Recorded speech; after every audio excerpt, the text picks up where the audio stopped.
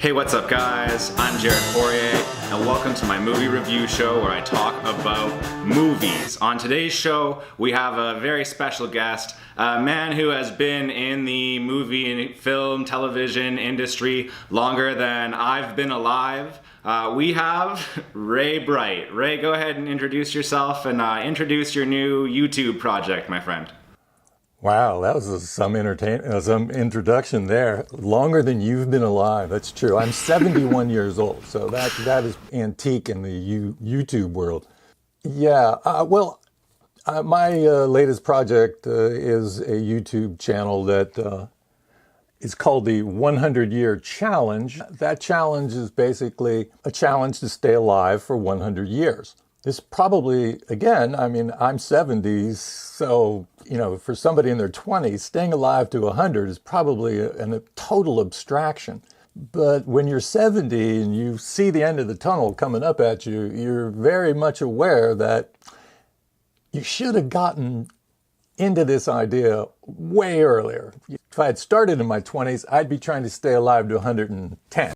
Right on, yeah. Well, that's why I appreciate you making that video, and that's how I kind of got in touch with you, is through that video, and definitely was something that was kind of a cool idea to me, especially just little changes that you can do in your life, marking it in your calendar, like you said, ways of kind of changing your perception, and that really appealed to me. Then when I found out all of the past that you've had in directing, producing, and all that type of stuff in the film industry, then got me super excited about the idea of having you on my show, and the topic that we decided to talk about, a very interesting one to me, a world that I've been kind of stewing in for the last year and a half here, and one that you're a little bit newer to, but definitely exploring, and that is the world of YouTube. So in this video, we are going to basically be talking about what is a YouTube video. So Ray, if you could just talk a little bit about your experience so far on YouTube, how long you've had your channel, and just a little bit of what you've experienced, what you've learned so far.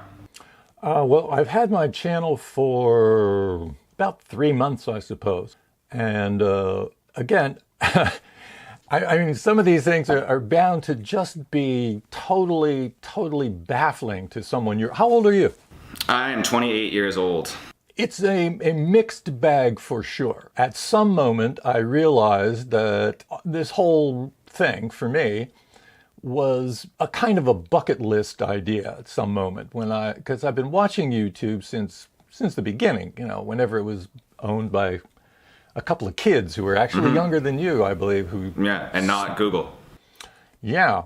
I think they sold it to Google for some astronomical amount of money, like $2 billion, which made them some very rich young kids. I didn't think much of it. I mean, YouTube was, you'd go there and, you know, it was your standard cat videos and so on, which are still way up there in terms of popularity. Yeah. But I think about 2 years ago, my eldest son, who's 50, called me up and he said, could I help him build a pump, an evacuation pump, to pull the radon gas out of his basement, which he had detected there in a dangerous level. And he said, go to YouTube and look at this video. It's a video on how to build this pump for $50 from parts readily available at Home Depot. So I went there, and sure as hell, we got this together. By 3 o'clock in the afternoon, we had built this pump and it was working perfectly. And from then on, anytime I had some kind of a question or a problem or something I was looking for an answer to, I would just go on YouTube. So going from watching YouTube videos and that being like a problem-solving thing to you, what was it that made you think, okay, now I want to make some of these things myself? Obviously, you've got a background in film, you know how to hold a camera, you know how to operate a camera, light stuff properly, all of that. But what is it that made you actually say, okay, I want to make some YouTube videos, put them out there, I want people to see them? Casey Neistat. Yeah, okay. My boy. First of all, you know, I kept just shopping around for things to watch on YouTube. I watch YouTube on my big screen TV down in my man cave. I'm married to a Romanian woman, and she doesn't watch any TV at all. I cut my cable, put a little antenna on my roof, got a Roku router, and started just watching streaming services, and eventually, kind of very organically, I had drifted into my default channel being YouTube. And it still is. I mean, I realized that I just go there, and sometimes I never, it's days before I look at Netflix. I watch more YouTube than anything, like more than movies, more than TVs, podcasts, anything. Yeah, absolutely. Yeah. So it was definitely Casey Neistat in particular that got you into it then, like once you saw the videos that guy was making and the skill that was involved there, you kind of started to think, well, maybe there's something to this whole crazy YouTube thing. Maybe it is like, more legitimate an art form or something like that than you were kind of thinking, or is that kind of what happened? Yeah, that's exactly what happened. Again, I thought of YouTube as a how-to place. It's where you go to get a question. It's kind of, it begins with the search engine idea. And because until recently, I was using Google. But you go to Google and you search, how to grow tomatoes, and YouTube videos pop up. And I'm thinking, yeah, I'd rather watch a video than read about this. And eventually I stopped going to Google and I just started searching for whatever I was looking for directly in the YouTube search. And somehow, I don't know how, I started to see these kind of videos that weren't how-tos. I suppose they come into the general category of vlogs, and possibly I didn't know what that was, and maybe I even clicked on a how to make a vlog video and Casey Neistat popped up. But once I saw that, and it was so cinematic, and then I looked into his history and I went back through his movies and watched them on Netflix and whatever. I thought, yeah, this is kind of, what I would be doing if I were 28 years old. Yeah, exactly. Yeah.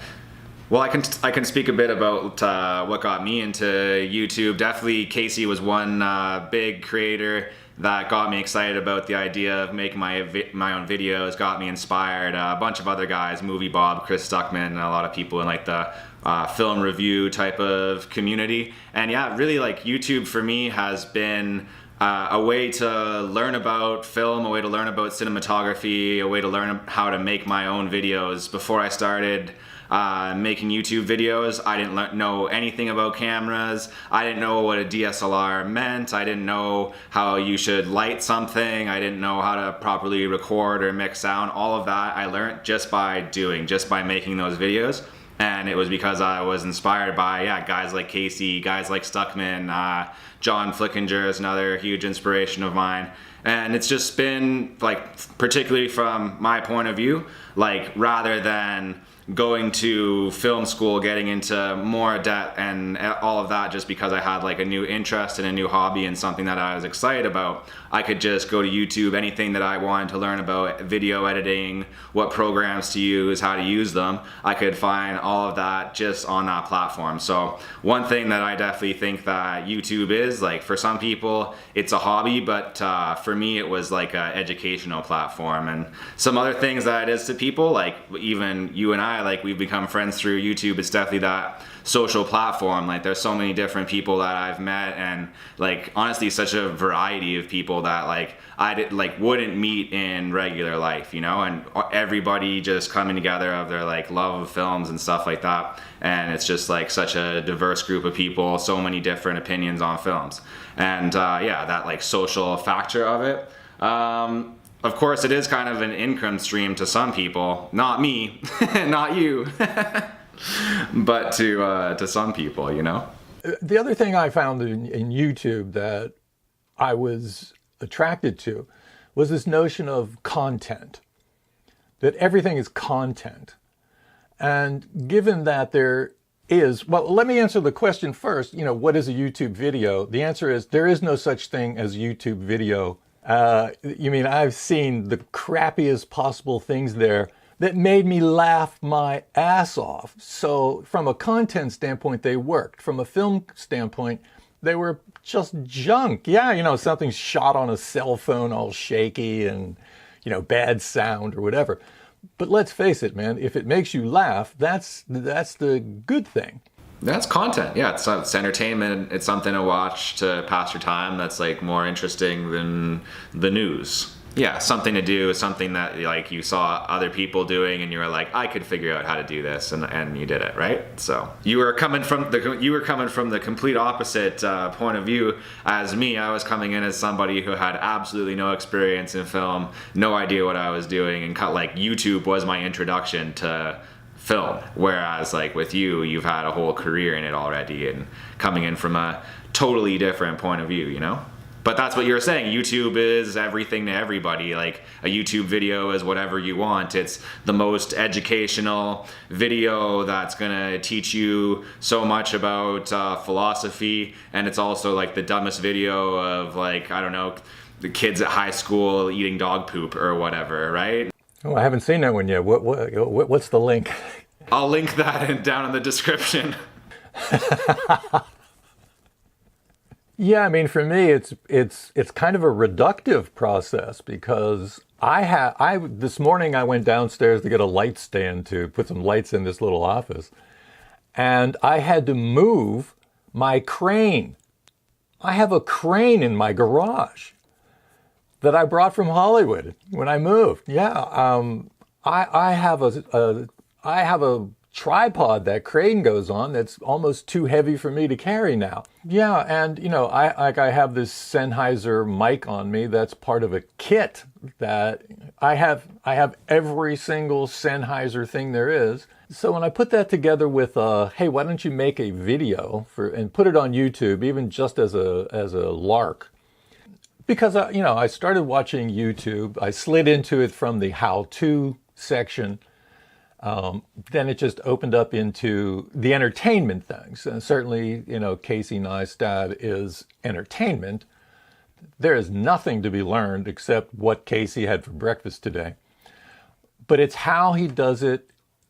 And this is the other thing that I'm on about with these YouTube videos, which is your content is either about how to do something that people are interested in from a hobby standpoint, like gaming, or if you're in it if you want to go and watch for the entertainment value, then you will be looking at someone who is incredibly charismatic.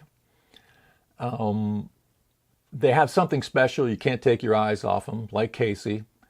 And they're very funny and charming and creative, yeah, and usually pretty damn good looking.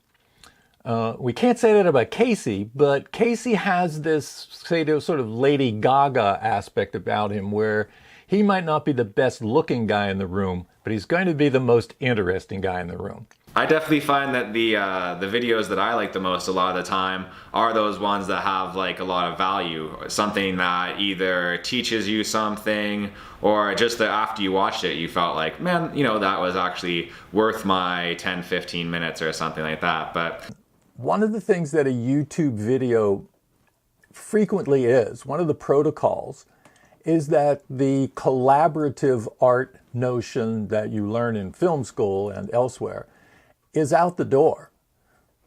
Once I watched the Casey Neistat and PewDiePie, I avoided watching PewDiePie because I couldn't stand that name. Once I watched him, I probably watched everything he's done. He's mesmerizing. I love him.